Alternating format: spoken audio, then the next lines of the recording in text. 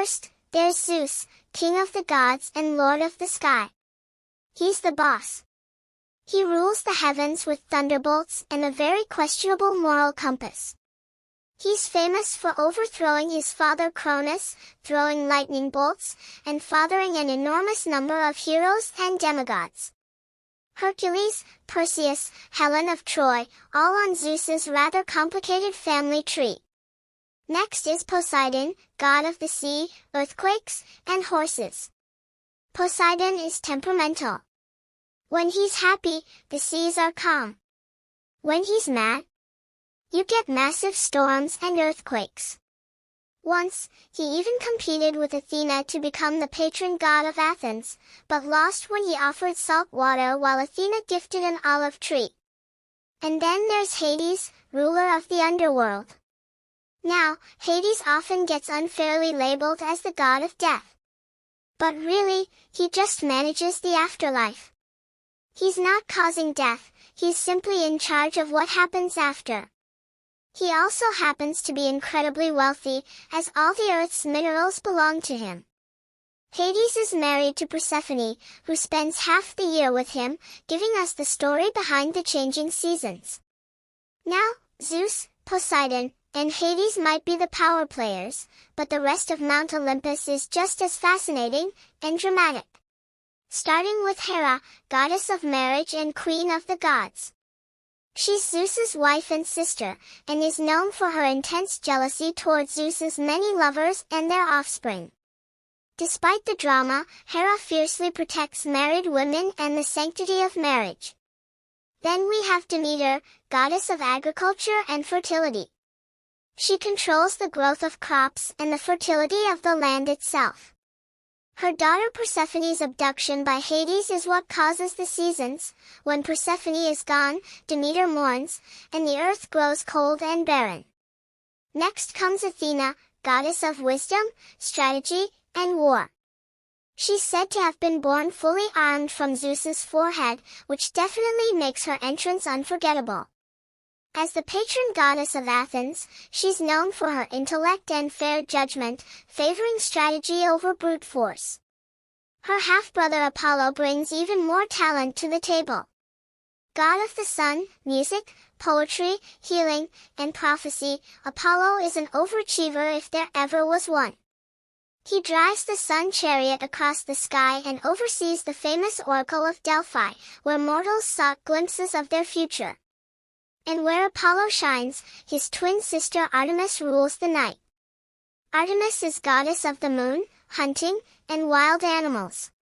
Fiercely independent and a protector of young women, she roams the wilderness with her band of loyal huntresses and has no interest in marriage or the drama that comes with it. On the other hand, if chaos is what you seek, look no further than Ares, god of war. He represents the brutal and violent side of battle, as opposed to Athena's strategic approach. Ares was often seen as a bit of a hothead, and his affair with Aphrodite became one of Mount Olympus's juiciest scandals. Speaking of Aphrodite, she is the goddess of love, beauty, and desire. Born from the sea foam, Aphrodite could enchant anyone who gazed upon her. She was married to Hephaestus but had many lovers, including Ares. Needless to say, her presence on Olympus often stirred quite a bit of trouble. Now, Hephaestus, the god of fire, blacksmithing, and craftsmanship, was as skilled as he was humble.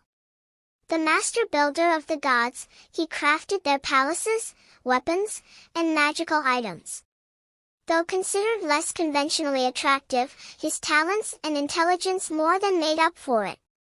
Next comes Hermes, the fleet-footed god of travel, trade, communication, and trickery. With his winged sandals, Hermes zipped between worlds as the god's messenger and also guided souls to the underworld. A clever and mischievous figure, Hermes was known for his wit and resourcefulness. And then there's Dionysus, god of wine, festivity, theater, and madness. As the ultimate party god, Dionysus brought wine to Greece and inspired both creative genius and chaotic revelry. He's also credited as the patron of theater, giving us the rich tradition of Greek tragedy and comedy.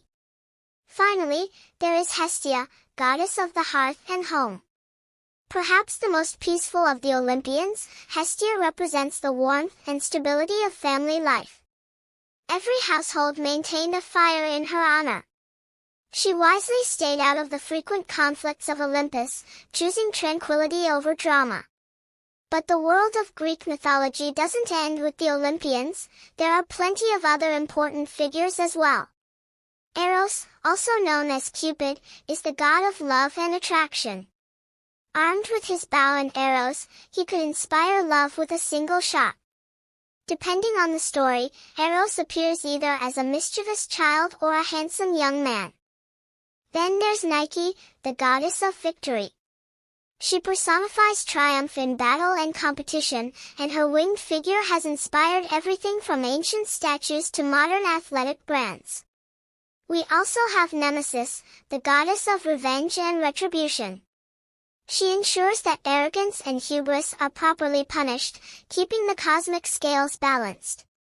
Thanatos, the god of peaceful death, is another often misunderstood figure. Rather than bringing fear, he serves as a gentle guide for mortals passing into the afterlife. The Fates, known as the Moirai, are perhaps the most powerful of all. These three sisters spin, measure, and cut the thread of each mortal's life. Not even the gods can alter what the Fates have decided.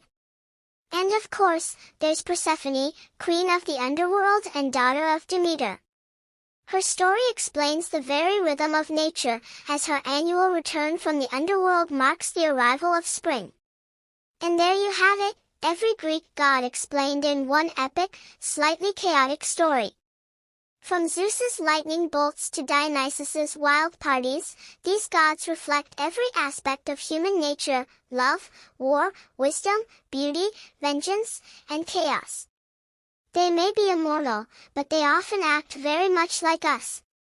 If you enjoyed this divine journey, be sure to check out more stories and legends, and remember, life is always a little more exciting with a touch of the gods.